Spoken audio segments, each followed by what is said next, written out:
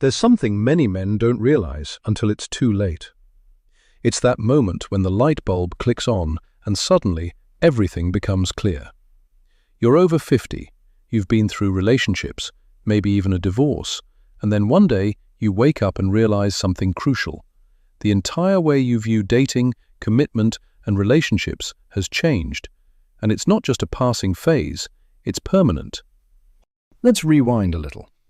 Picture yourself in your 30s and 40s. You were trying to figure things out, right?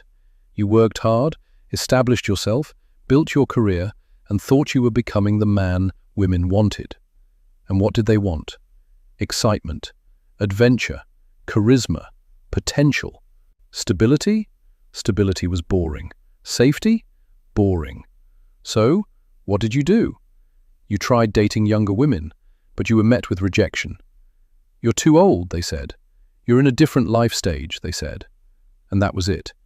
It wasn't just about your looks or your age. It was about what they perceived you to be in relation to their lives. You weren't enough. So, you dated women your own age. You gave them your time, your money, your energy, your everything. You poured into the relationship, thinking that love and commitment would be enough. But something was missing, right? Despite your efforts, you still felt invisible. Not because you lacked value, but because the things that made you valuable weren't what she was looking for at the time. Fast forward 20 years. Suddenly, women who never even looked twice at you back in your 30s and 40s are now paying attention. And it's not just women your age, but younger women too. Women 10, 15, sometimes even 20 years younger are looking at you in a way that feels different. And you sit there thinking, wait, what changed? I'm older now. I'm grayer. I'm less physically impressive than I was before. Why now? The truth is, nothing about you changed. But what did change is what they need. The excitement of youth has worn off. The drama has settled. And now they need stability. They need emotional maturity.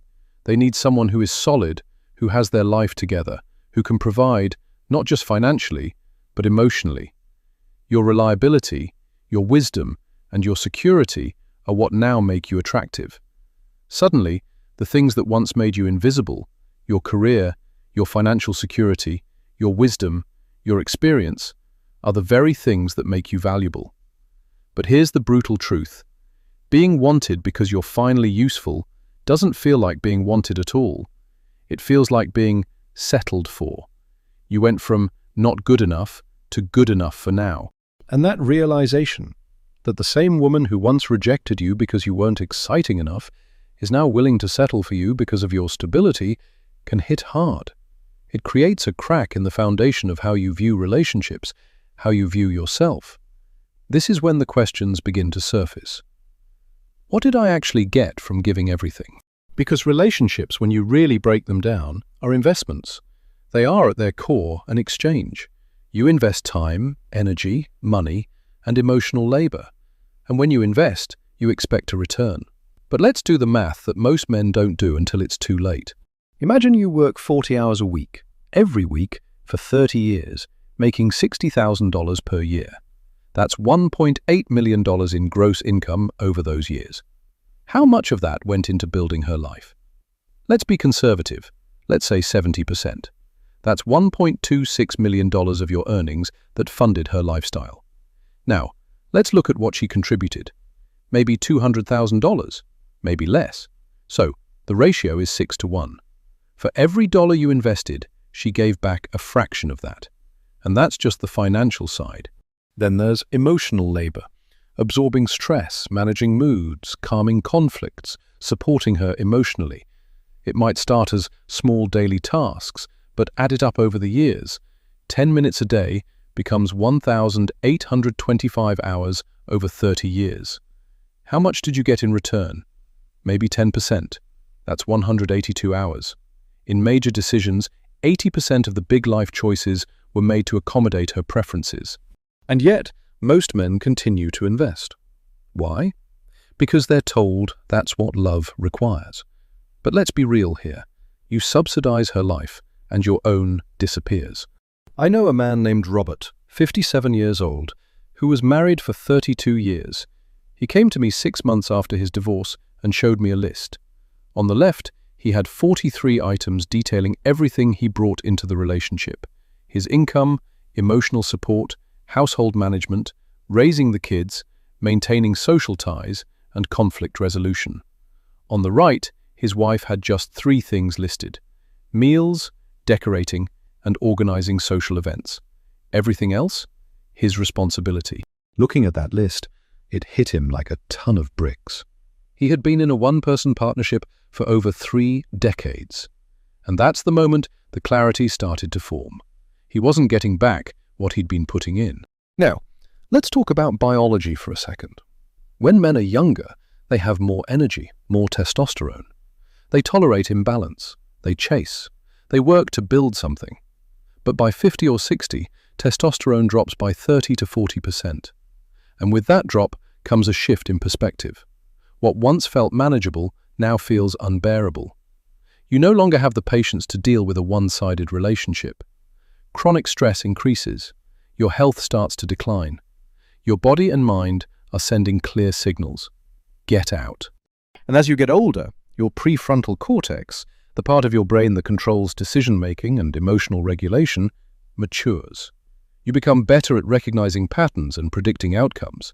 You can look back at 30 years of evidence and see that the imbalance will continue. So, you do the logical thing. You exit. For some men, it's a slow realization. David, 55, found himself sitting in his car after work one evening. He wasn't tired. He wasn't busy. He was just sitting there, quietly, and it hit him. The peace he felt sitting in his car was better than what he felt when he went home. The house that should have been his refuge had become a source of stress. And once that clarity hits, you can't unsee it. Other men experience different triggers: a parent's death, a financial scare, a crisis. And when that happens, they realize that the woman they're with isn't there for them. She's there for what they provide. And that's when it clicks. I'm not just here for love. I'm here to fill a role, a function. But what am I getting in return? At this point, walking away is no longer emotional. It's rational. Modern women, especially those interested in older men, have high expectations: financial stability, emotional maturity, validation, independence. But what do they offer in return? Companionship, presence, maybe some meals or household organization. Rarely emotional support. You look at the imbalance and you realize 73% of women filter for financial stability, but only 12% contribute. Men have learned this. They've already paid that price once. The ROI was terrible. Walking away isn't easy. But once you've done the math, once you've had that clarity, it becomes inevitable. The process isn't just about ending a relationship. It's about cognitive restructuring. Your brain, your decisions, your patterns of behavior change. You no longer tolerate imbalance. Your mind has processed the cost, and you're not willing to pay it again. Judgment follows. Friends, family, society, they'll attack you. They'll label you as bitter, selfish, or cowardly. But you know the truth. It's not bitterness. It's clarity. It's self-preservation. It's healing. You've learned. You've adapted. You've protected yourself. And that's the real victory. If this resonates, comment "aware," because once you see it, you never go back.